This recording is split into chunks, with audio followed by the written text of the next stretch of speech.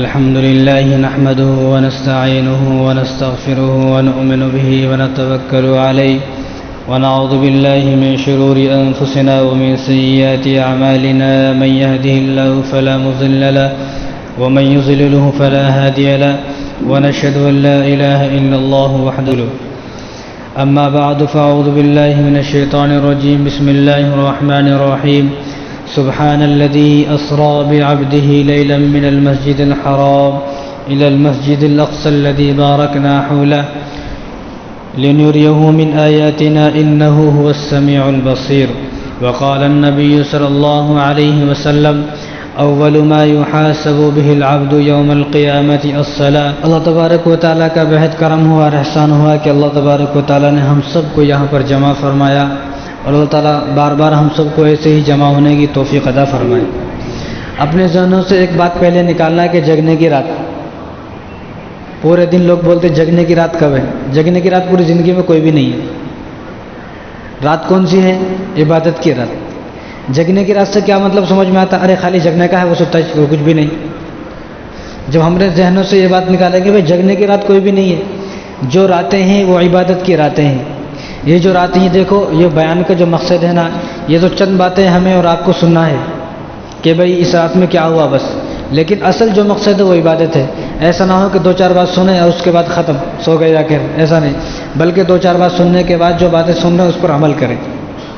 تو انشاءاللہ اللہ تعالیٰ ہم سب کو، مجھے بھی اور آپ کو بھی کہنے سننے سے زیادہ عمل کرنے کی توفیق عطا فرمائے.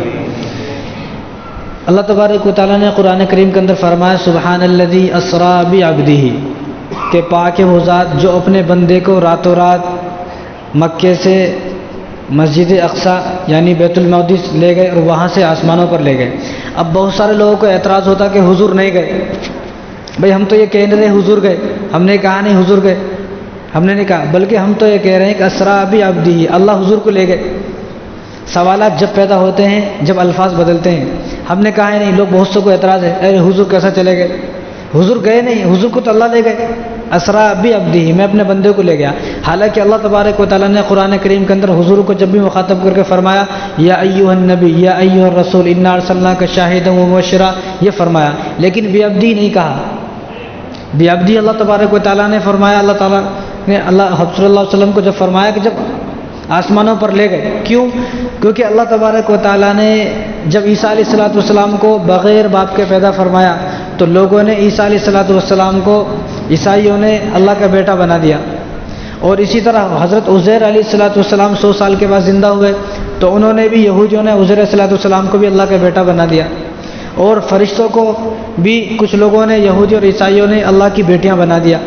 تو اللہ تبارک و تعالیٰ نے فرمایا کہ میں یہاں بھی رسول کہوں گا تو لوگ یہ نہ سمجھ لیں، اس لیے اللہ تعالیٰ نے رسول نہیں کہا، نبی نہیں کہا، بلکہ بعبدہ ہی کہا کہ میرے بندے کو میں لے گیا. تو تمہیں کیا اعتراض ہے؟ بہت سارے لوگوں کو اعتراض ہے حضور نہیں گئے. تو بھائی اگر حضور چلے گئے تو آپ کو کیا تکلیف ہے؟ حضور اگر چلے گئے تو آپ کو تکلیف کیا ہے؟ تو آپ کو تو خوش ہونا چاہیے کہ میرے نبی جو ہے وہ آپ سے اللہ تبارک و تعالیٰ کے پاس گئے. یہ تو خوشی کی بات ہے، یہ کوئی غم کی بات تھوڑی ہے، یہ تو بڑی خوشی کی بات ہے. تو حضور صلی اللہ علیہ وسلم اس رات آپ اللہ تبارک و تعالیٰ کے سامنے گئے اور اللہ تبارک و تعالیٰ کے دیدار بھی کیا، اللہ تعالیٰ کا دیدار بھی کیا. اسی لیے حضور صلی اللہ علیہ وسلم نے، بخاری مسلم شریف کی روایت ہے، ترمذی شریف اور طبرانی، یہ تینوں کتابوں میں روایت موجود ہے. حضور نے فرمایا لقد رأى محمد ربه مرتين، کہ میں نے، یعنی محمد، حضور نے اپنے نام لے کے فرمایا لقد رأى محمد ربه مرتين، میں نے اپنے اللہ کو 2 مرتبہ دیکھا ہے، میں نے اللہ کو 2 مرتبہ دیکھا ہے. اب کوئی اعتراض کرے تو اعتراض کرنے دو، ہمیں اعتراض والوں سے کوئی مطلب نہیں ہے. بس میرے نبی نے میرے اللہ کو دیکھا ہے، وہ جیسے بھی دیکھا ہے بس دیکھا ہے. تو اس رات میں آپ صلی اللہ علیہ وسلم کو ایک بلانے کا مقصد ہے. دیکھو جب ایک آدمی پریشان ہو جاتا ہے نا، جب لوگ اس کو پریشان کرتے ہیں تو اس کا دل ٹوٹ جاتا ہے.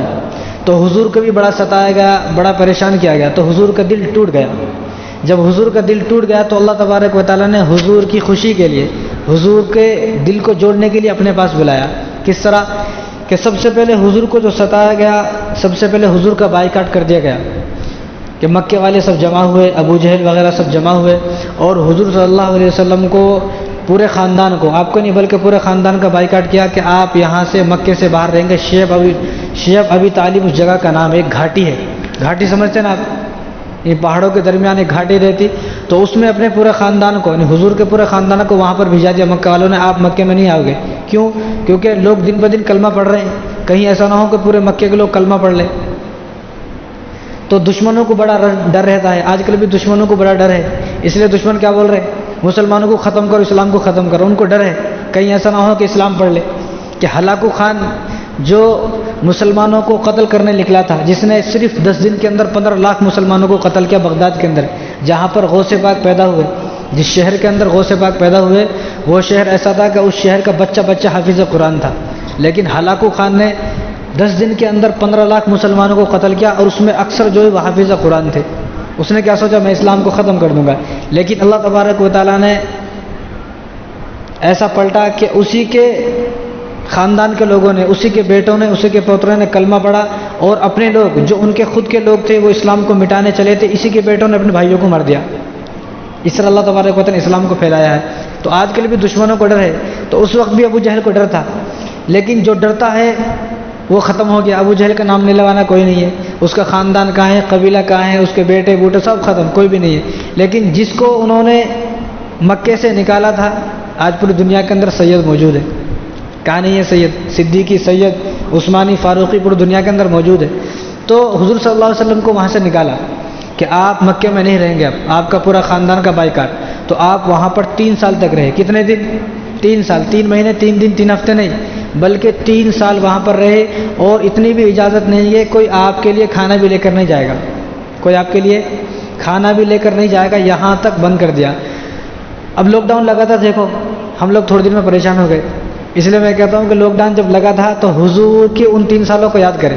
اس لیے حضور نے فرمایا کہ غریب آدمی پریشان نہ ہو، غریب آدمی اور پریشان آدمی جب پریشان ہوگا، محتاج آدمی، تو میری پریشانی کو یاد کرے، میری غربت کو یاد کرے، میرے غم کو یاد کرے، تو اپنی غربت، اپنی پریشانی، اپنا غم بھول جائے گا۔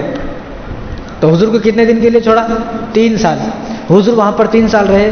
تو 3 سال میں جب انہوں نے لکھا، ایک پرچہ لکھا تھا بڑا، ایک بڑا پیپر لکھا تھا کہ آپ یہاں نہیں آؤ گے، تو اس میں شروع میں بسم اللہ لکھا تھا، حضور صلی اللہ علیہ وسلم اوپر بسم اللہ لکھا تھا، تو اس کو کعبے کے اوپر چپکا دیا، ایسا کعبے کے اوپر ایسا چپکا دیا، اس کو لگا دیے۔ تو 3 سال ہو گئے۔ 3 سال کے بعد حضرت جبرائیل علیہ السلام حضور صلی اللہ علیہ وسلم کے پاس وحی لے کر آئے اور فرمایا کہ یا رسول اللہ، جو پرچہ آپ نے مکے کو لگایا تھا وہ اس کو دیمک لگ گئی ہے۔ دیمک سمجھتے نا آپ؟ جو لکڑی کو کھا جاتی، گھن لگ گیا، دیمک لگ گیا، اور پرچہ پورا ختم ہو گیا ہے۔ اس پرچے پہ جو بسم اللہ کے بعد اللہ آیا نا، تو بسم اللہ کے بعد جو اللہ ہے نا، وہ اللہ موجود ہے۔ اب تم کفار کو کہو، اگر میرا اللہ جھوٹا ہے، جس اللہ کی طرف میں آپ کو بلا رہا ہوں، اگر وہ جھوٹا ہے تو اس کا نام کیوں نہیں مٹا؟ اس کا نام کیوں نہیں مٹا؟ تو آپ صلی اللہ علیہ وسلم کے چچا تھے ابو طالب، تو ابو طالب کو بلایا، کیونکہ وہ تو نہیں تھے وہاں پر، وہ تو مکے میں تھے، تو ان کو بلایا۔ بلانے کے بعد کہا کہ ایسا آپ جا کے بولو، تو اس نے ابو جہل کو بولا۔ تو آپ کے جو چچا تھے ابو طالب، انہوں نے ابو جہل کو بولا کہ ابو جہل، اس پرچے پر سے سب کچھ مٹ چکا ہے، جو تم نے اپنا ہاتھ سے لکھا تھا وہ سب کچھ ختم ہو گیا، لیکن اس پرچے کے اوپر جو حضور نے بسم اللہ لکھی تھی، اس کا اللہ بھی موجود ہے۔ انہیں پریشان ہو گیا، ارے ہم لوگ زمانہ ہو گیا نا، ہم دیکھے نہیں، بھاگ کے سب جنے گئے، دیکھے تو وہاں پر اللہ موجود ہے۔ جب دیکھا اللہ موجود ہے تو یہ عہد ختم ہو گیا کہ اب جو ہے حضور صلی اللہ علیہ وسلم واقعی میں سچے ہیں۔ اس لیے ابو جہل نے جو ہے کبھی نہیں مانا حضور کو، یہاں تو مانا ہے سچے ہیں، ان کو بلا لیا گیا۔ اس لیے علماء نے فرمایا کہ ابو جہل نے کبھی حضور کو دیکھا ہی نہیں۔ عجیب بات ہے نا، یعنی ابو جہل تو حضور کے ساتھ ساتھ ہی ہے، لیکن علماء نے فرمایا کہ ابو جہل نے کبھی حضور کو دیکھا ہی نہیں۔ کیسا؟ کس کو دیکھا پھر؟ ابو جہل نے جب بھی دیکھا تو اپنے یتیم بھتیجے کو دیکھا اور محمد بن عبداللہ کو دیکھا۔ کاش کہ وہ حضور کو ایک مرتبہ نبی ہونے کی حیثیت سے دیکھتا تو کلمہ پڑھ لیتا۔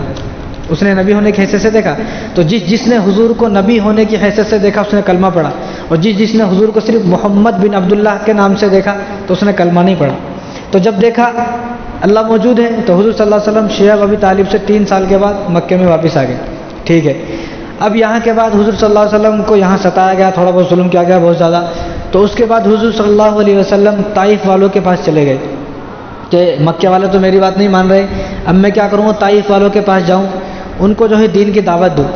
اور جو طائف کے بادشاہ تھے وہ 3 بھائی تھے، طائف کے بادشاہ 3 بھائی تھے۔ تو پہلے بڑے بھائی کے پاس حضور صلی اللہ علیہ وسلم کلمے کو لے کر گئے، تو جو بڑا بھائی تھا وہ بڑا خطرناک تھا، تو اس نے کہا کہ میں تم کو نبی وبی نہیں مانتا ہوں، تم جاؤ اپنا ٹائم خراب مت کرو۔ تو حضور صلی اللہ علیہ وسلم دوسرے بھائی کے پاس گئے، تو دوسرے بھائی نے کہا کہ اللہ کو کوئی اور نہیں ملا کیا؟ اللہ کو تم ہی ملے، تم تو غریب ہو، تمہارے پاس کچھ نہیں، پھٹے پرانے کپڑے ہیں، کہ اللہ کو کوئی اور نہیں ملا؟ تو جو اس نے ایسا کہا تو حضور صلی اللہ علیہ وسلم مایوس ہو گئے. تو حضور صلی اللہ علیہ وسلم مایوس ہو کر تیسرے بھائی کے پاس گئے. تو تیسرے بھائی نے یہ کہا کہ اگر تم نبی ہو واقعی میں تو میں تم سے بات کرنا آپ کے ادب کے خلاف ہے، میں آپ سے بات نہیں کرتا. اگر تم نبی نہیں ہو تو میں آپ سے بات کرنے کی ضرورت ہی نہیں ہے. تو تینوں بھائیوں نے کلمہ نہیں پڑھا. طائف سے آپ صلی اللہ علیہ وسلم مایوس ہو کر آ گئے. اب مایوس ہو کر ادھر آ گئے. جب طائف سے آ رہے تھے تو لوگوں نے، جو بادشاہ تھے، ان لوگوں نے اپنے جو وہاں کے بچے تھے بدماش، ان کو پیچھے لگا دیا کہ جیبوں میں پتھر بھر لو، ان کو پتھر مارتے جاؤ. تو حضور صلی اللہ علیہ وسلم کو اتنے پتھر مارے کہ آپ لہو لہان ہو گئے. تو آپ اپنی پھوپھی ام ہانی، کون ہے؟ ام ہانی آپ کی پھوپھی. تو میں کہتا ہوں کہ ام ہانی آپ اپنے بچے کو نام رکھیں. ہم اپنے بچوں کا نام حضور کے جو خاندان کا نام ہے وہ نام رکھیں. ام ہانی اپنے بچوں کا نام رکھیں، یہ حضور کی پھوپھی کا نام ہے. تو ایسا بہت سارے نام ہیں. تو حضرت ام ہانی رضی اللہ تعالیٰ عنہ آپ صلی اللہ علیہ وسلم کی پھوپھی ان کے گھر میں آ کر لیٹ گئے. اور لیٹے تو اللہ تبارک و تعالیٰ سے دعا کی، یا اللہ آج مجھے اتنا ستایا جا رہا ہے، اتنا پریشان کیا جا رہا ہے، کاش کہ میرا کوئی دوست ہوتا، کاش کہ میرا کوئی رفیق ہوتا، کاش کہ کوئی مجھے سمجھنے والا ہوتا، میں بھی اپنی دل کی بات اس کو بتاتا. حالانکہ صحابہ ہیں. اسی طرح مسند احمد کی روایت ہے، ایک مرتبہ حضور صلی اللہ علیہ وسلم ایسے غمگین بیٹھے ہوئے تھے تو صحابہ نے دیکھا کہ یا رسول اللہ آپ غمگین ہیں. تو تمام صحابہ جو تھے وہ حضور صلی اللہ علیہ وسلم کے پاس آئے، یا رسول اللہ آپ غمگین ہو، آپ غمگین کیوں ہو؟ یہ بڑی کام کی بات ہے، آپ ذرا غور سے سنا. آپ کو معلوم ہوگا کہ ہم لوگ کون ہیں. آج ہم اپنی قدر کو بھول گئے، اپنی فطرت سے ہٹ گئے. تو صحابہ نے جب آئے تو صحابہ نے پوچھا، یا رسول اللہ آپ غمگین کیوں ہو؟ تو حضور نے فرمایا کہ مجھے اپنے بھائیوں کی یاد آ رہی ہے. کس کی؟ بھائیوں کی یاد آ رہی ہے. کس کی یاد آ رہی ہے؟ بھائیوں کی یاد آ رہی ہے. تو صحابہ کیا سمجھے؟ صحابہ نے سوچا کہ حضور یہ فرمانا چاہ رہے ہیں کہ کاش کہ میرا بھی کوئی بھائی ہوتا. حضور تو اکیلے تھے نا، حضور کا نہ کوئی بھائی نہ کوئی بہن. تو صحابہ نے سوچا کہ حضور یہ سوچ رہے ہیں کہ کاش کہ میرا بھی کوئی بھائی ہوتا تو میں بھی اپنے دل کی بات اس سے بتاتا. تو تمام صحابہ فوراً جمع ہوئے اور فرمایا کہ حضور ہم آپ کے بھائی ہیں نا، ہم آپ کے بھائی ہیں نا، ہم آپ کے بھائی ہیں نا، ہم آپ کے لیے جان دینے کے لیے تیار ہیں، سب کچھ کرنے کو تیار ہیں. تو حضور نے فرمایا کہ تم میرے بھائی نہیں ہو. صحابہ مایوس ہو گئے، ارے حضور کیا بول رہے ہیں؟ تو حضور نے فرمایا کہ تم میرے بھائی نہیں ہو، تم میرے صحابہ ہو. صحابہ کے مطلب ساتھی ہو، تم میرے دوست ہو، تم میرے حواری ہو، تم میرے صحابہ ہو، تم میرے بھائی نہیں ہو. اب صحابہ اور پریشان ہو گئے. ایک تو حضور صلی اللہ علیہ وسلم کو بھائیوں کی یاد آ رہی اور ہمارے کو بھائی ماننے کے لیے تیار نہیں ہے. پھر یا رسول اللہ وہ بھائی کون ہے؟ تو حضور نے فرمایا کہ میرے اس دنیا سے جانے کے بعد، میرے اس دنیا سے پردہ فرمانے کے بعد جو مجھ کو بنا دیکھے ایمان لائیں گے وہ میرے بھائی ہیں. کون ہیں؟ ہم لوگ. کون ہیں ہم لوگ؟ ہم لوگ حضور کے بھائی ہیں.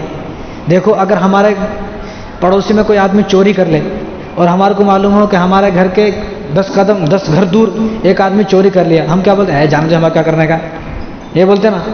لیکن اگر میرا بھائی چوری کر لے تو ارے میرا بھائی چوری کر لیا اور میرے بھائی کو پولیس پکڑ کے لے گئی، کچھ تو بھی کرنے کا ہے، چھڑانے کا ہے بھائی. اگر غیرت ہے تو، غیرت مر گئی ہے تو آدمی اپنے بھائی کو بھی یہ سوچتا مرنے دو. اگر غیرت مر گئی ہے، غیرت زندہ ہے تو بھائی کے لیے جان دیتا. لیکن وہ زمانے ختم ہو گئے. اب بھائی سے بول کے راضی نہیں ہے. ہمارے گھر میں اتنی ناتفاقیں ہو گئی ہیں. تو کیا فرمایا حضور نے؟ میرے اس دنیا سے جانے کے بعد جو مجھ پر ایمان لائیں گے وہ میرے بھائی ہیں. یعنی ہم لوگ حضور کے بھائی ہیں. کوئی آدمی دوسرا دل توڑے تو چل جاتا ہے، لیکن بھائی کا دل توڑے تو آدمی اوپر سے نیچے تک ٹوٹ جاتا پورا کہ میرے بھائی نے مجھے دھوکہ دیا. تو حضور صلی اللہ علیہ وسلم وہاں ام ہانی رضی اللہ تعالیٰ عنہ اپنی پھوپھی کے گھر یہ فرما رہے تھے کہ اللہ میرا بھی کوئی رفیق ہوتا، میرا بھی کوئی ساتھی ہوتا. تو اللہ تبارک و تعالیٰ کو فوراً ترس آیا. اور اس سے پہلے دیکھو اب ایک بات سمجھے کہ حضور صلی اللہ علیہ وسلم کو معراج کیوں کرائی گئی؟ ایک مرتبہ زمین اور آسمان دونوں آپس میں بات کر رہے تھے. دیکھو ہمارے نزدیک تو یہ بات نہیں کر سکتے، لیکن اللہ چاہے ان اللہ علی کل شیء قدیر، اللہ تعالیٰ ہر چیز پر قادر ہے. تو ایک مرتبہ زمین اور آپس میں بات کر رہے تھے. تو زمین نے آسمان سے کہا دیکھو میرے اوپر مکہ ہے، میں تجھ سے افضل ہوں. میرے اوپر مکہ ہے، میں تجھ سے افضل ہوں. تو آسمان نے کہا میرے اوپر فرشتے ہیں، میں تجھ سے افضل ہوں، جو ہمیشہ دن رات عبادت کرتے. تو اس نے کہا کہ میرے پاس مدینہ ہے، میرے پاس مدینہ ہے. تو انہوں نے بھی کافی بات اسی طرح چلتی رہی کہ میرے پاس یہ ہے وہ ہے، لمبا واقعہ ہے. تو آخر میں زمین جب بالکل مایوس ہوگی تو زمین نے کہا کہ تیرے پاس سب کچھ ہوگا ٹھیک ہے، میرے پاس حضور صلی اللہ علیہ وسلم یہ تیرے پاس نہیں ہے. تو آسمان مایوس ہو گیا. تو آسمان نے اللہ تبارک و تعالیٰ سے شکایت کی کہ آج تو میں زمین سے ہار گیا، آج تو میں زمین سے ہار گیا، تو اللہ تعالیٰ نے آسمان سے فرمایا تو فکر نہ کر، ہم جلد ہی حضور کو بلائیں گے۔ تو یہ بھی ایک وجہ ہے۔ تو حضور صلی اللہ علیہ وسلم کو اللہ تعالیٰ نے آسمانوں پر بلایا، تو جب بلایا تو حضرت جبرائیل علیہ الصلوۃ والسلام کو بھیجا ہے، حضرت جبرائیل علیہ الصلوۃ والسلام کو بھیجا ہے آپ صلی اللہ علیہ وسلم کے پاس۔ تو آپ صلی اللہ علیہ وسلم اوپر چھت میں سے آئے، اور یعنی حضرت جبرائیل علیہ الصلوۃ والسلام اوپر چھت میں سے آئے اور آپ صلی اللہ علیہ وسلم کے قدم مبارک کو چوما۔ دیکھو ادھر حضرت جبرائیل علیہ الصلوۃ والسلام حضور کے پاس آئے، لیکن جب ہجرت پر آپ صلی اللہ علیہ وسلم گئے تھے تو آپ صلی اللہ علیہ وسلم ابو بکر کے پاس گئے۔ ادھر جبرائیل علیہ الصلوۃ والسلام حضور کے پاس آئے، لیکن ہجرت کے موقع پر حضور ابو بکر کے پاس گئے۔ اس لیے جو لوگ ابو بکر رضی اللہ تعالیٰ کو معاذ اللہ گالیاں دیتے ہیں، برا بلا کہتے ہیں، ان باتوں کو سمجھے کہ ابو بکر کا مقام کیا ہے، ان کا درجہ کیا ہے۔ تو ان کے قدم مبارک کو چوما، حضور صلی اللہ علیہ وسلم کی فوراً آنکھ کھل گئی۔ اور حضور صلی اللہ علیہ وسلم اس وقت جو ہے آپ نے تہجد کی نماز کے لیے پانی رکھا ہوا تھا، ٹھنڈا گرم پانی رکھا ہوا تھا۔ تو جب آپ صلی اللہ علیہ وسلم معراج سے واپس آئے، اور معراج کا جو سفر ہے نا یہ 30 سال کا ہے، کتنے 30 سال کا ہے، کیونکہ اللہ تبارک و تعالیٰ نے 4 مرتبہ وقت کو روک دیا، وقت کو اس رات کو روک دیا تھا۔ 4 مرتبہ اللہ تبارک و تعالیٰ نے وقت کو روک دیا تھا۔ ایک مرتبہ جب حضور صلی اللہ علیہ وسلم آسمانوں پر گئے، کیونکہ حضور صلی اللہ علیہ وسلم اللہ سے مل رہے ہیں، اللہ سے باتیں ہو رہی ہیں، جنت میں جا رہے ہیں، جہنم میں جا رہے ہیں، سب کچھ دیکھ رہے ہیں، یہ 1 منٹ میں تو نہیں ہو سکتا نا۔ تو اللہ تبارک و تعالیٰ نے آج زمانے کو روک دیا، وقت کو روک دیا۔ تو پہلی مرتبہ وقت کب رکا؟ جب آپ صلی اللہ علیہ وسلم معراج پر گئے۔ دوسری مرتبہ وقت جب رکا تو فجر کی اذان پڑھنے کی ذمہ داری کس کی تھی؟ حضور کے زمانے میں حضرت بلال کی۔ تو ایک مرتبہ حضرت بلال رضی اللہ تعالیٰ عنہ آنکھ لگ گئی، سو گئے، اور نماز کا وقت ختم ہونے والا تھا، تو اللہ تبارک و تعالیٰ نے وقت کو روک دیا۔ تمام صحابہ سو گئے تو حضور کی آنکھ کھلی، ارے یہ کیا ہوگا، روشنی ہو گئی۔ تو اللہ تعالیٰ نے وقت کو روک دیا، حضور نے جلدی جلدی نماز ادا کی، تمام صحابہ نے جب ظہر سورج کو نکالا۔ یہ دوسری مرتبہ۔ تیسری مرتبہ حضور صلی اللہ علیہ وسلم ایک مرتبہ حضرت علی رضی اللہ تعالیٰ کے ایسے زانوں پر سوئے ہوئے تھے، تو حضور کو حضرت علی کے گود میں ایسی نیند آئی کہ نماز کا وقت بالکل ختم ہونے والا تھا، تو حضرت علی نے حضور کو اٹھایا۔ تو اس وقت بھی اللہ تبارک و تعالیٰ نے وقت کو روک دیا کہ ایسا نہ ہو کہ وقت نماز قضا ہو جائے۔ وہ نبی ہے، نبیوں کے لیے سب کچھ ہو سکتا ہے۔ اور چوتھی مرتبہ جو وقت کو اللہ تبارک و تعالیٰ نے روکا، یہ عجیب بات ہے، یہ ہم سنیں تو میں کہتا ہوں اگر ہمارے سینوں میں دل ہے، اگر ہمارے سینے میں دل ہے تو اس بات کو ہم لوگ برداشت کر کے دیکھیں۔ چوتھی مرتبہ جو اللہ تبارک و تعالیٰ نے وقت کو روکا، وہ جب روکا جب حضرت فاطمہ رضی اللہ تعالیٰ عنہ کے سر سے تھوڑا ایسا ہٹ گیا تھا، دوپٹہ تھوڑا سر سے ہٹ گیا تھا، تو اللہ تبارک و تعالیٰ نے وقت کو روک دیا کہ کوئی گھڑی ایسی نہیں گزرنی چاہیے کہ حضور کی بیٹی کا دوپٹہ سر سے ہٹ جائے، کوئی گھڑی، ایک گھڑی بھی ایسی گزرنی نہیں چاہیے۔ تو اللہ تعالیٰ نے فوراً وقت کو روک دیا۔ جب انہوں نے اپنا سر کا دوپٹہ ٹھیک کیا تو وقت کو آگے چلایا۔ آج ہمارے دوپٹے بالکل ختم ہیں، ہیچ نہیں۔ ہماری ماں بہنوں کا گھروں میں کیا حال ہے آپ سب کو معلوم ہے۔ ایک بچی تھی، یہ ابھی کا واقعہ ہے، 2 مہینے پہلے کا، مولانا عبد الحنان صدیقی صاحب پاکستان کے ہیں، تو وہ بیان کر رہے تھے، تو ان کے پاس ایک آدمی آیا، تو اس نے کہا کہ حضرت میری بیٹی دونوں پاؤں سے معذور ہے۔ دونوں پاؤں سے معذور سمجھتے ہیں آپ؟ چڑیا سے چلتی ہے، کیسے چلتا ہے ایسا؟ تو بیٹی کی عمر زیادہ نہیں ہے، 15 سال، لیکن 15 سال کی عمر میں انہوں نے اپنی بیٹی کو حافظ بنایا۔ کیا بنایا؟ حافظ۔ آج کل تو ہمارے 15 سال کے بچے جو ہے گھروں میں سے نہیں نکل رہے ہیں، ان کو الف باتا کیا ہے وہ بھی نہیں معلوم، دعا قنوت آیت الکرسی کچھ بھی نہیں معلوم۔ 15 سال کے حافظ قرآن بنایا۔ اب ایک دن دونوں پاؤں سے معذور تھی تو بیت الخلاء میں گئی تھی وہ، تو ان کی عادت یہ تھی کہ جب بھی اذان ہوتی تھی تو ان کا سر کھلا بھی نہیں رہتا تھا اور وہ واش روم میں نہیں رہتی تھی۔ تو ایک مرتبہ غلطی سے بیت الخلاء میں چلی گئی اور اذان ہو گئی، تو فوراً بیت الخلاء میں اللہ تبارک و تعالیٰ سے دعا کی بچی نے، یا اللہ یا تو مجھے اٹھا لے، یا تو مجھے موت دے دے، یا تو مجھے بالکل صحیح سلامت کر دے، کیونکہ جب تک اذان ختم ہوئے گی تو میں تو معذور، میں تو بھاگ کے بھی نہیں جا سکتی، مجھے تو پہلے دیواروں کو پکڑ کے اٹھنا ہے، پھر چڑیوں کو لینا ہے، پھر بڑی مشکل سے باہر جانا ہے، اتنے میں بیت الخلاء سے باہر جاؤں گی تو اذان ہو جائے گی۔ یہ تو میرے لیے بڑی بدنصیبی کی بات ہے کہ اذان اس حال میں ہو کہ میں بیت الخلاء کے اندر موجود ہوں۔ تو اس نے جب 2 دعا کی، یا اللہ یا تو مجھے موت دے دے یا مجھے بالکل ٹھیک کر دے۔ جب اذان ختم ہو گئی اور اذان ختم ہونے کے بعد جب وہ سیدھی اٹھی تو اسے چڑیا کی ضرورت نہیں تھی، پاؤں بالکل ٹھیک ہو گئے۔ یہ ابھی کا واقعہ ہے۔ کس پر؟ اذان کا ادب۔ آج ہمارے گھروں میں اذان ہو رہی ہے تو دوپٹہ ہیچ نہیں سر پہ، ان کو بیچاری عورتوں کو معلوم ہی نہیں ہے، اس لیے ان کو بھی یہ باتیں سکھائیں۔ اس لیے میں باتیں ریکارڈ کرواتا ہوں تاکہ یہ باتیں جو آپ یہاں سن کے جا رہے ہیں آپ کو کوئی بات اچھی لگے تو گھر میں بھی سنائیں، تاکہ ان کو بھی معلوم ہو کہ دین کیا ہے۔ تو حضور صلی اللہ علیہ وسلم کو اس لیے سیر کرائی گئی کہ زمین آسمان کی ایسی بات ہوئی، تو حضور جو ہے وہ پانی رکھا ہوا تھا اور وقت کو اللہ تبارک و تعالیٰ نے روک دیا اور انہوں نے تہجد کی نماز کے لیے پانی رکھا ہوا تھا. تو جبرائیل علیہ الصلوۃ والسلام حضور صلی اللہ علیہ وسلم کے پاس آئے, آپ کو اٹھا کر لے گئے. آپ کو اٹھا کر لے کے جا رہے ہیں براق پر. تو آپ کو جب لے کے جا رہے ہیں تو آپ نے ایک جگہ جبرائیل علیہ الصلوۃ والسلام فرمایا کہ آپ یہاں پر 2 رکعت نماز پڑھیں. تو حضور نے فرمایا کہ یہ کون سی جگہ ہے؟ تو حضرت جبرائیل علیہ الصلوۃ والسلام فرمایا کہ یہ یثرب ہے. یثرب مدینہ کو بولتے. مدینہ کا نام حضور صلی اللہ علیہ وسلم کے جانے کے بعد ہوا, لیکن مدینہ کا نام ابھی یثرب ہے. کیا نام ہے؟ یثرب. حضور کے جانے کے بعد وہاں کا نام مدینہ طیبہ ہوا. تو حضور سے فرمایا کہ یہاں 2 رکعت نماز پڑھیں. اس کے بعد چلے تو آگے بیت اللحم ایک جگہ آئی جہاں پر حضرت عیسیٰ علیہ السلام کی ولادت ہوئی. فرمایا کہ حضرت عیسیٰ علیہ السلام سے حضرت عیسیٰ علیہ السلام پیدا ہوئے تھے, آپ یہاں پر 2 رکعت نماز پڑھیں. پھر مدین ایک جگہ ہے جہاں پر حضرت شعیب علیہ السلام نبی بن کر آئے. تو حضور نے فرمایا کہ یہاں بھی نماز پڑھیں. اس کے بعد کوہ طور پر گئے, حضور نے فرمایا کہ یہاں بھی آپ نماز پڑھیں. اس کے بعد بیت المقدس گئے, وہاں فرمایا کہ یہاں بھی آپ نماز پڑھیں. یعنی مکے سے لے کر بیت المقدس تک آپ نے 5 جگہ نماز پڑھی. ابھی نمازوں کو تحفہ آیا نہیں, لیکن جبرائیل علیہ السلام نے پہلے ہی بتایا کہ نماز یہاں پڑھیں. ہم کہاں تک بچیں گے نماز سے؟ ہم کہاں تک نمازوں سے بچیں گے؟ آج ہمارے لیے 5 وقت کی اذان ہو رہی ہے. یہ ہمارے لیے تو ہیں. شروع میں اذانیں ہوتی تھی, حضور صلی اللہ علیہ وسلم جب نماز لے کر آئے تو اذانیں ہوتی تھی. کئی سال کے بعد اذان ہوتی تھی ہمارے لیے, لیکن پھر بھی ہم اذان سن کے نہیں آ رہے.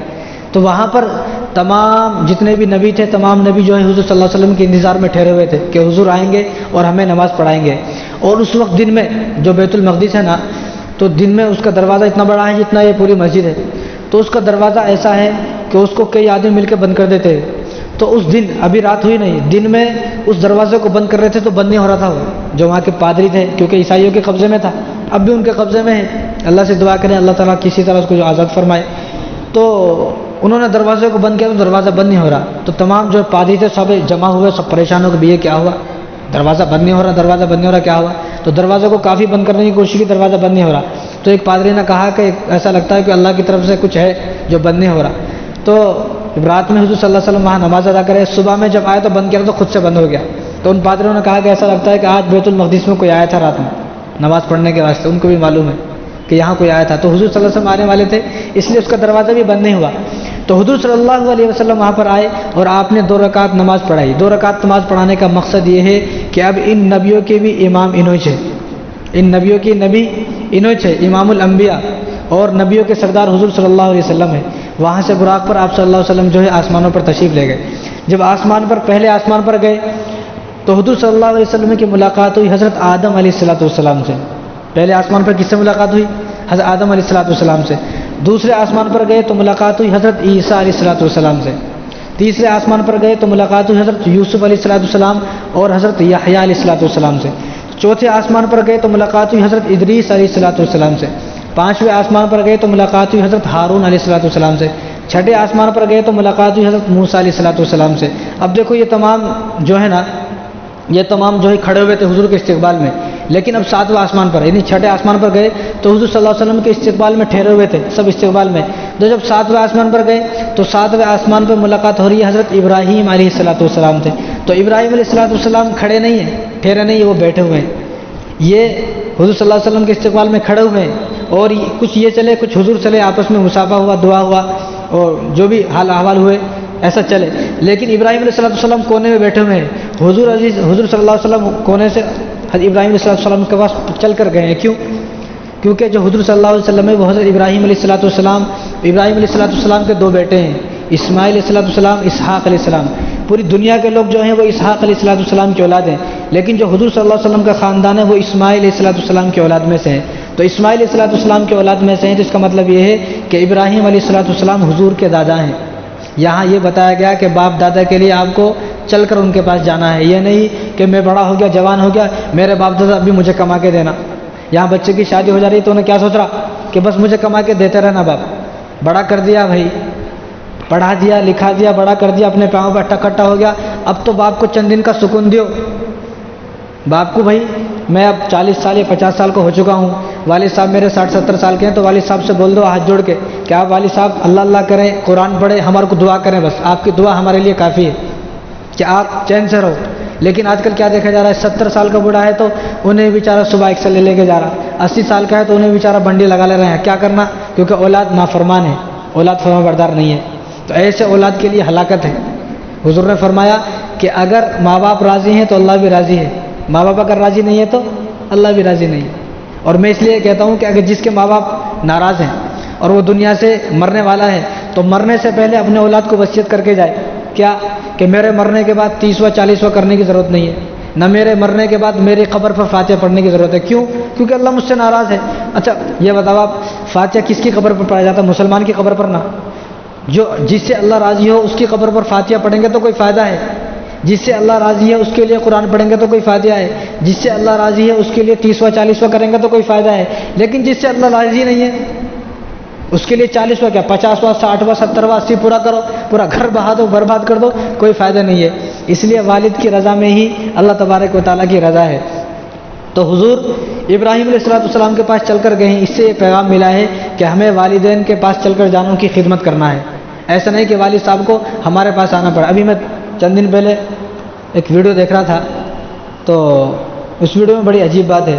تو ایک بچہ رہتا انہیں شادی نہیں کرتا، ایک بچہ رہتا انہیں شادی نہیں کرتا کیونکہ انہیں والدین کا بہت فرما بردار رہتا. تو انہیں والد صاحب ایک دن پوچھے پھر تو شادی کیوں نہیں کر رہا، کیا ہوا؟ تو بچے نے بتایا وہ بہت خدمت کرتا تھا والدین کی، تو مجھے ڈر لگتا ہے. بچے نے کہا مجھے ڈر لگتا ہے کہیں ایسا نہ ہو کہ میری جس سے شادی ہو وہ ایسی خطرناک آ جائے کہ آپ کو اور میرا جینا حرام ہی کر دے. کیونکہ میں نے اکثر گھروں میں دیکھا ہے، میں نے اکثر گھروں میں یہ دیکھا ہے کہ جہاں شادی ہوتی ہے تو بیوی آنے کے بعد پورا حق جماتی ہے. تو اس لیے بچہ شادی نہیں کر رہا. عجیب بات ہے. وہ یہاں کیا ہے، یہاں پہلے تیار ہے بچہ شادی کے واسطے. ماں باپ کنویں بھاڑ میں جاؤ کچھ بھی کرو، ہمیں کوئی مطلب نہیں ہے ماں باپ سے، شادی ہونا تو ہونا چاہیے. تو جب شادی ہو تو پہلے شادی کی رات ہی اپنے جو بیوی ہے اس کو سمجھائیں کہ آپ کو اسی طرح جس طرح آپ 20 سال اپنے گھر میں رہ کر آئی ہو ان کی خدمت کی، اسی طرح آپ کو میری خدمت بھی کرنا ہے. تو اس طرح میں ایک لطیفہ بتاتا ہوں کہ ایک عورت تھی بڑی خطرناک تھی. جب دیکھے جب بیوی شوہر سے لڑائی، جب دیکھے جب شوہر سے لڑائی، جب دیکھے جب شوہر سے لڑائی، ہمیشہ پریشان. کیوں؟ کیونکہ شوہر بولتے میری بھی خدمت کر، میرے والدین کی بھی خدمت کر. انہیں مانتی نہیں. تو ایک مسجد میں مول صاحب کے پاس چلے گئے. تو مول صاحب سے کہا کہ کیا کروں، بڑا پریشان ہوں میں کیا کروں، میں بڑا پریشان ہوں، کوئی حل بتائیں. تو مول صاحب نے کہا تم ایسا کرو، بیوی سے یہ کہہ دو جھوٹے ویسے کہ تم میری والد صاحب کی خدمت کرنا نہیں چاہتی، نہ ان کے لیے کھانا بنانا چاہتی، نہ ان کے کپڑے دھونا چاہتی، کچھ بھی کرنا نہیں چاہتی، نہ کر. ٹھیک ہے کوئی بات نہیں، میں ایسا کرتا ہوں تیرے لیے الگ گھر بنا کے دیتا ہوں، جتنا تجھے چاہیے میں سب دیتا ہوں تجھے، لیکن میں والد صاحب کی خدمت کے لیے دوسری شادی کر رہا ہوں. والد صاحب کی خدمت کے لیے دوسری شادی کرو. دوسری جو بھی آئے گی انہیں والد صاحب کی خدمت کرے گی، کپڑے وہ سب کرے گی، لیکن تو الگ رہنا. اب انہیں جا کے بولا تو نہیں میچ کر لیتی ہوں. تو ایک عادت رہتی بہت سی بچوں کی، کیونکہ ماں باپ نے اتنا سکھایا نہیں. تو ماں باپ جب وہاں سے جائیں تو جب شادی ہو تو پہلے ان کو اچھا سمجھا کے بھیجائیں کہ آپ کا گھر وہی ہے. تو والدین کی خدمت کرنا بھی ضروری ہے. تو ابراہیم علیہ السلام 7ویں آسمان پر ملاقات ہوئی حضرت ابراہیم علیہ السلام سے حضور صلی اللہ علیہ وسلم کی. تو ملاقات ہونے کے بعد حضور صلی اللہ علیہ وسلم اللہ تبارک و تعالیٰ سے ملے، جس کو اللہ تبارک و تعالیٰ نے قرآن کریم کے سورہ نجم کے اندر وَالنَّجْمِ إِذَا هَوَىٰ مَا ضَلَّ صَاحِبُكُمْ وَمَا غَوَىٰ وَمَا يَنطِقُ عَنِ الْهَوَىٰ إِنْ هُوَ إِلَّا وَحْيٌ يُوحَىٰ عَلَّمَهُ شَدِيدُ الْقُوَىٰ. یہ پوری صورت ہے جس کو اللہ تبارک و تعالیٰ نے قرآن کریم میں 2 جگہ معراج کو بیان کیا گیا ہے. اعتراض کرنے والے اس آیت پر اعتراض کرتے ہیں کہ سبحان الذی اسریٰ بعبدہ لیلا من المسجد الحرام الی المسجد الاقصی الذی بارکنا حولہ لنریہ من آیاتنا. اتنا ہی ہے. اب اس میں وہ سب باتیں نہیں ہے نا اعتراض کرنے والے. تو اعتراض کرنے والوں کو یہ بتایا جائے کہ اللہ تبارک و تعالیٰ نے معراج کو 2 جگہ پر بیان کیا ہے، سورہ نجم کے اندر اور سورہ بنی اسرائیل کے اندر 2 جگہ پر اس واقعے کو ذکر کیا ہے، تفصیل سے ذکر کیا ہے. ایسا نہیں کوئی چھوٹا موٹا ذکر کیا ہے، تفصیل سے ذکر کیا ہے. تو اللہ تبارک و تعالیٰ کے پاس گئے، فکانا قاب قوسین او ادنیٰ. فکانا قابہ کا مطلب یہ ہے کہ بالکل آدمی آمنے سامنے ہو جاتا. اور اس لیے میں نے حدیث پڑھ کے سنا آپ کو شروع میں کہ لقد رأى محمد ربہ مرتین. حضور نے فرمایا کہ اللہ تعالیٰ کو میں نے 2 مرتبہ دیکھا ہے، 2 مرتبہ دیکھا ہے. وہ اعتراض کرنے والے کرتے ہیں کہ حضور نے دیکھا کب، حضور نے دیکھا کب. ارے بھائی اگر حضور نے دیکھ بھی لیا تو آپ کو پرابلم کیا ہے؟ اگر میرے والد صاحب یہ بولے کہ میں مودی سے ملا ہوں تو کوئی بات نہیں، مسئلہ ملے تو ملے، ہمیں کیا کرنے کا بھائی، اچھے جنا ملے تو. اب اس میں نہیں ملے تو لڑنے کی ضرورت نہیں ہے. اس لیے حضور صلی اللہ علیہ وسلم اعتراض بہت ہے. تو جو آدمی منع کرتا ہے اس کا مطلب یہ ہے کہ تجھے اس پر اعتراض نہیں ہے، تجھے حضور سے نفرت ہے معاذ اللہ. تو چاہتا ہے نہیں کہ حضور اللہ تعالیٰ سے ملے. اور اس میں ایک اور حکمت ہے، دیکھو جتنے بھی نبی آئے کسی بھی نبی نے اللہ تبارک و تعالیٰ کو دیکھا نہیں، کسی بھی نبی نے اللہ تعالیٰ کو دیکھا نہیں. ایک نبی ایسے ہیں جنہوں نے اللہ تبارک و تعالیٰ سے دعا کی, یا اللہ میں آپ کو دیکھنا چاہتا ہوں. کون ہے وہ نبی؟ حضرت موسیٰ علیہ الصلوۃ والسلام. کوہ طور پر جب گئے تھے تو اپنے 40 لوگوں کو لے کر جب حضرت موسیٰ علیہ الصلوۃ والسلام توریت لینے گئے تھے تو اپنے ساتھ 40 ساتھیوں کو لے کر گئے تھے. جب توریت مل گئی تو اللہ تبارک و تعالیٰ سے دعا کی, اللہ آج میں آپ کو دیکھنا چاہتا ہوں, آج میں آپ کو دیکھنا چاہتا ہوں. تو اللہ تعالیٰ نے منع کیا, لن ترانی, تو مجھے دیکھ نہیں سکتا, تو مجھے دیکھو. اللہ تبارک و تعالیٰ کی عجیب مثال ہے یہاں. اللہ تعالیٰ نے کہا لن ترانی, تو مجھے دیکھ نہیں سکتا. اللہ نے یہ نہیں کہا کہ کوئی بھی مجھے دیکھ نہیں سکتا. اللہ نے یہ تو نہیں کہا کوئی بھی, اللہ نے کہا کہ تو مجھے دیکھ نہیں سکتا. تو انہوں نے ضد کی, نہیں اللہ میں دیکھوں گا. تو اللہ نے کہا کہ ٹھیک ہے. تو اللہ تبارک و تعالیٰ نے ہلکی سی تجلی ڈالی تو موسیٰ علیہ الصلوۃ والسلام بے ہوش ہو گئے, اور جو آپ کے ساتھ 40 آدمی تھے انہیں بھی مر گئے, بے ہوش ہو گئے. جب موسیٰ علیہ السلام ہوش میں آئے تو اللہ تعالیٰ سے دعا کی, اللہ بڑی مشکل سے میرے ساتھ یہ 40 آدمی آئے, ان کو زندہ کر دو آپ. ایسا نہ ہو میں وہاں پر جاؤں, ان لوگوں کا پہلے میرے مخالف ہے. ایسا یہ کہ لمبا واقعہ ہے موسیٰ علیہ الصلوۃ والسلام کا, کبھی موقع ملے گا تو اللہ تبارک و تعالیٰ ان کی دعا قبول فرمائی اور ان کو زندہ کیا. 40 آدمی زندہ ہو گئے. تو ادھر دیکھو حضرت موسیٰ علیہ الصلوۃ والسلام برداشت نہیں کر سکے, اللہ کی تجلی کو برداشت نہیں کر سکے, اور ادھر اللہ تبارک و تعالیٰ نے حضور صلی اللہ علیہ وسلم کو اپنے پاس بلایا اور دیدار کرایا. عجیب بات ہے, اللہ تعالیٰ نے خود بلایا. اور اسی لیے میں کہتا ہوں کہ اللہ تبارک قرآن کے اندر فرمایا کہ بعبدہ سبحان الذی اسریٰ بعبدہ. اللہ تعالیٰ نے میں نے اپنے بندے کو بلایا. ہم نے یہ کہا ہے نہیں کہ حضور گئے. اگر ہم یہ کہیں گے حضور گئے تو آدمی ناراض ہو جاتا ہے, حضور کیسا گئے, ہم نے کہا ہے نہیں. اللہ تعالیٰ خود فرما رہا ہے اسریٰ بعبدہ کہ میں نے اپنے بندے کو بلایا.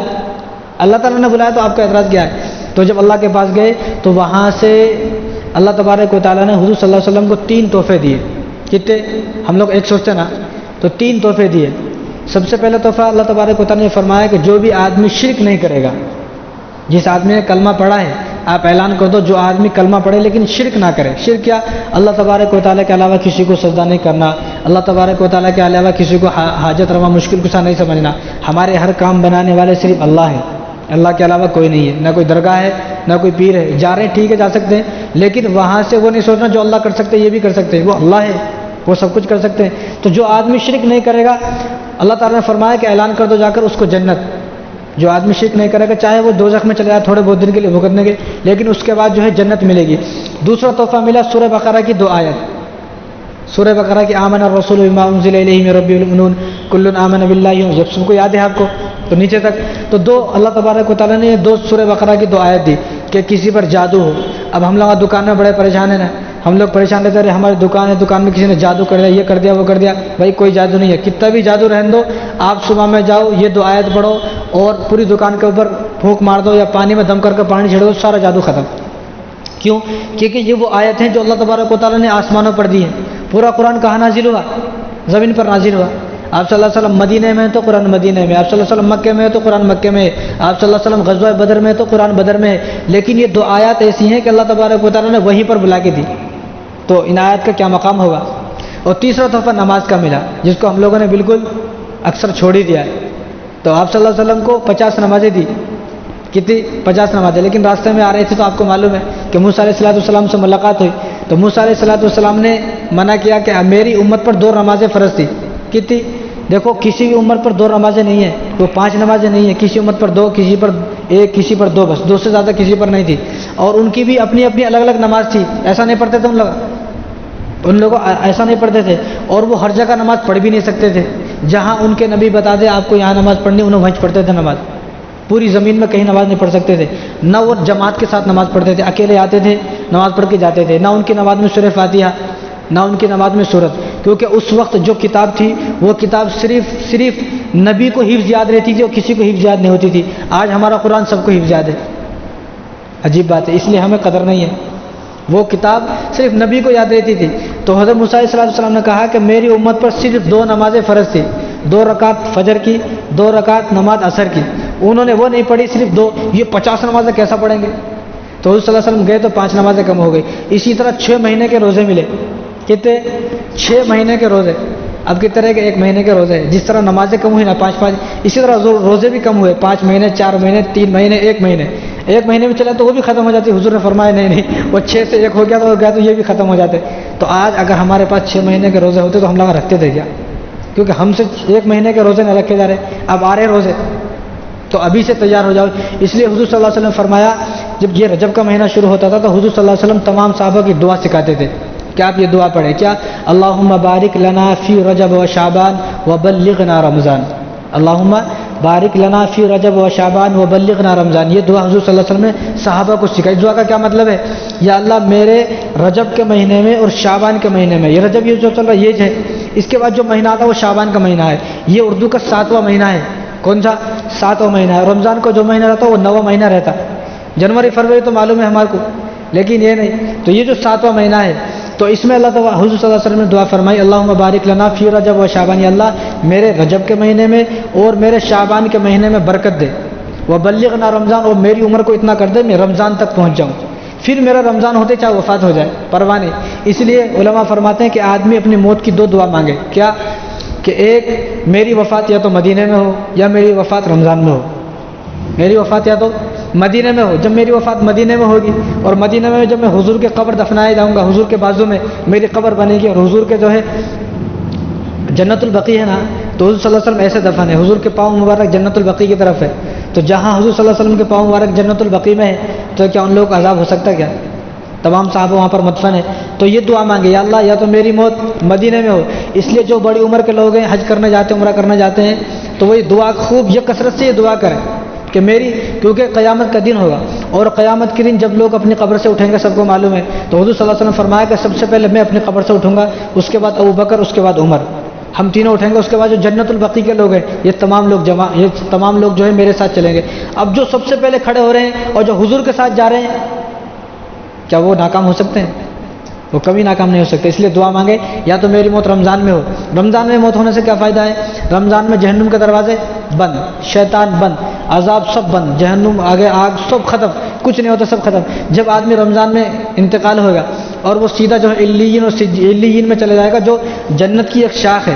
ابھی جنت کے دروازے بند ہے، جنت کھلے گی حساب و کتاب کے بعد، لیکن جنت کی شاخ ہے. اب دیکھو ایک بہت بڑی مسجد رہتی لیکن کوئی چھوٹی چھوٹی بھی مسجدیں رہتی، بہت بڑے شو روم رہتے، چھوٹی چھوٹی دکانیں بھی رہتی. تو جو بہت بڑا شو روم ہے، بہت بڑی جنت ہے جو جس کے بارے میں ہم سنتے ہیں، وہ بند ہے اس کے دروازے. تو اس کے جو شاخ ہیں ان کا نام علیین ہے، تو وہ کھلے ہوئے ہیں. تو اللہ تبارک و تعالیٰ اس میں داخل کر دیں گے. اور حضور کی حدیث ہے جو آدمی ایک مرتبہ جنت میں چلا جائے گا وہ آدمی جنت سے نکالا نہیں جائے گا. اس لیے حضور صلی اللہ علیہ وسلم نے ایک آدمی کی مثال دے کے فرمائی کہ ایک آدمی بڑا گنہگار تھا، اللہ تعالیٰ نے حکم دیا جاؤ اس کو جہنم میں لے کر جاؤ. تو بڑا مایوس ہو جائے گا.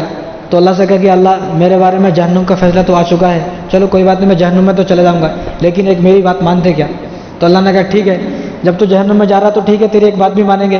تو اس نے کہا کہ اللہ میں جو جنت ہے نا، جنت کے چاروں طرف سے بس چکر لگا دو مجھے ایک، جو جنت میں جانا نہیں، جنت کے چاروں طرف سے مجھے ایک چکر لگا دو بس اتنا ہی. تو اللہ کو ترس آئیں گے. تو اللہ بولیں گے ٹھیک ہے بھائی، فرشتوں کو بولیں گے جاؤ اس کو جنت کا چاروں چکر لگا کے لاؤ، بس وہ جنت کو چکر لگا کے آ جائیں گے. اللہ فرمائیں جاؤ جہنم میں لے کے جاؤ. تو پھر کہے گا اللہ ایک اور بات مانتے کیا؟ کیا کہ جنت کی تھوڑی خوشبو سنگاتے، کیا تھوڑی خوشبو سنگاتے. جب بھی میں جہنم میں جا رہا ہوں جنت خوشبو سکھاتے تو کیا ہو جاتا ہے؟ آپ کہتے اللہ تعالیٰ کو ترس آئے بڑا ہوشیار ہے. تو اللہ تعالیٰ نے ٹھیک ہے جنت کی خوشبو سونگ لو، اور جنت کی خوشبو سونگ کے آ جاتا. اب انہیں آ جاتا پھر اللہ تعالیٰ جاؤ اس کو جہنم میں لے کے جاؤ. تو ہم بولیں گے اللہ خوشبو بھی سونگ لیا اور اب چکر بھی لگا لیا، دیکھنے کی بڑی تمنا ہو رہی، ذرا دیکھ لے تو، بس ذرا دیکھ لے تو، بس دکھا دو. تو اللہ تعالیٰ فرمائیں گے کہ بھائی جاؤ. تو انہیں جیسے دکھائیں گے نا انہیں بھاگ جائے گا جنت میں اندر، کیونکہ اللہ کی حکمت ہے، اللہ چاہیں گے جبھی تو جنت جیسا کھول کے دکھائیں گے تو انہیں جنت میں اندر بھاگ جائے گا. اب وہ جنت سے نکلے گا نہیں. فرشتے اب یہ فرشتے جو لے جا رہے ہیں نا یہ جہنم کے فرشتے ہیں. اب یہ جہنم کے جو فرشتے ہیں نا وہ جنت میں کس طرح آئیں گے؟ وہ جنت میں تو نہیں آ سکتے. اب وہ اللہ تعالیٰ سے شکایت کریں گے تو اللہ تعالیٰ اس کو فرمائیں گے بھائی کائی کو نہیں آتا. تو فرمائیں گے اللہ تعالیٰ سے اللہ آپ کا وعدہ ہے جو ایک مرتبہ جنت میں آ جاتا وہ جنت میں سے باہر نہیں جاتا. اب میں جنت میں آ گیا ہوں، میں باہر نہیں جاتا ہوں. اگر آپ اس وعدے سے مکرتے تو آپ جھوٹے ہو جاتے، پھر آپ اس وعدے سے مکرتے تو آپ جھوٹے ہو جاتے ہیں. تو اللہ نے کہا کہ ٹھیک ہے تو بھی عیش کر جنت میں جا. تو اس لیے رمضان میں مرنے کی دعا مانگے، کیونکہ رمضان میں اگر مر گئے انتقال ہو گیا تو جنت میں، ایک مرتبہ جنت میں چلا گیا تو نکلتا کیا؟ نکلتا نہیں. یہ حضور نے بات فرمائی ہے، میں نے نہیں. تو اللہ تعالیٰ کے پاس گئے آپ صلی اللہ علیہ وسلم تو نمازیں ملی 50، رمضان ملے 6 مہینے کے، تو کم ہوتے ہوتے 1 مہینہ ہوا ہمارے پاس. اور اس لیے حضور صلی اللہ علیہ وسلم نے دعا فرمائی ہے، اس دعا کو ہم سب لوگ یاد کریں. کہیں ایسا نہ ہو کہ رمضان سے 1 دن پہلے ایسے بہت سارے بد نصیب ہیں کہ اب میں تو فیصلہ نہیں کر سکتا، لیکن یہ بد نصیبی ہے کہ کل رمضان ہے آج وفات ہو گئی. کاش کہ ہم یہ دعا مانگتے اللہم بارک لنا فی رجب و شعبان وبلغنا رمضان، تو ہماری وفات رمضان میں ہوتی. تو ہمیں نمازوں کا تحفہ ملا ہے. دیکھو اس میں ایک اور حکمت ہے. اس میں میں بتا رہا تھا نا کہ ہر نبی نے اللہ تبارک و تعالیٰ کو دیکھا نہیں، لیکن حضور صلی اللہ علیہ وسلم نے اللہ کو دیکھا ہے. اس لیے اللہ تبارک و تعالیٰ نے حضور کو معراج کرائی کہ کوئی ایسا آدمی آپ کو مل جائے جو یہ کہے کہ کسی نبی نے بھی نہیں دیکھا، تو آپ کہنا کہ میں نے اللہ کو دیکھا ہے، میں نے اللہ کو دیکھا ہے. اور دیکھو اللہ تبارک و تعالیٰ نے قرآن کریم کے اندر فرمایا ان اللہ اشتری من المؤمنین انفسهم واموالهم بان لهم الجنہ، کہ ہم نے مومنوں کے جان اور مال کو جنت کے بدلے خرید لیا ہے. اب ہم لوگ سنتے رہتے جنت کے بدلے، تو اللہ تعالیٰ نے حضور کو بلا کر یہ فرمایا کہ جس جنت کے بدلے ہم نے اپنے نیک بندوں کے مال کو اور جان کو خرید لیا ہے، وہ جنت ہے کیسی وہ دیکھ کے جاؤ، ہم آپ کو دکھائیں گے وہ جنت کیسی ہے وہ دیکھ کے جاؤ. تو ہمارا مال اور ہمارا جو جان ہے اللہ تبارک جنت کے بدلے خرید لیا، اسی جنت کو اللہ تبارک نے حضور کو دکھایا. اور تاکہ اب ایک اور بات ہے اس میں، ایک اور مصلحت ہے کہ اگر اللہ تعالیٰ چاہتے تو دن میں بھی ہو سکتی تھی معراج، رات میں کیوں ہوئی؟ کیوں اگر دن میں جاتے اور تمام صحابہ جو اور لوگ تھے وہ حضور کے کمرے میں آتے تھے کہ حضور نہیں ہے، تو اللہ کیا بولتے؟ ارے ہم لوگ دیکھے تھے دن میں حضور نہیں تھے، بھائی گئے ہوں گے. لیکن رات میں کرائے کیوں؟ کہ رات میں کسی کو معلوم نہیں ہے. اب جو بغیر دیکھے گواہی دے گا انہیں تو صادق ہے. اب بغیر دیکھے گواہی کس نے دی؟ ابو بکر صدیق نے بغیر دیکھے گواہی دی. اسی لیے اللہ تبارک و تعالیٰ نے قرآن کریم کے اندر فرمایا والذی جاء بالصدق وصدق به اولئک هم المتقون، جو سچ لے کر آیا حضور، اور جس نے اس کی تصدیق کی. تصدیق کس نے کی؟ ابو بکر صدیق نے. فرمایا اولئک هم المتقون، یہی متقی ہے. تو ابو بکر صدیق رضی اللہ عنہ نے تصدیق فرمائی. تو اس لیے جس جنت کے بارے میں ہم سنتے رہتے، اب جو چیز نہیں دیکھی نا اس کے بارے میں یقین کرنا بڑا مشکل ہے. جیسا کہ حضرت ہارون رشید بادشاہ ہے، آپ نے سنا ہے ہارون رشید کے بادشاہ کے بارے میں. تو ان کی بیوی ہے زبیدہ. ان کی بیوی کون ہے؟ زبیدہ، جنہوں نے اپنے زمانے میں مکے کے اندر ایک نہر، مکے کے اندر پانی کی بڑی قلت تھی. اب تو سب کچھ ہے ماشاءاللہ.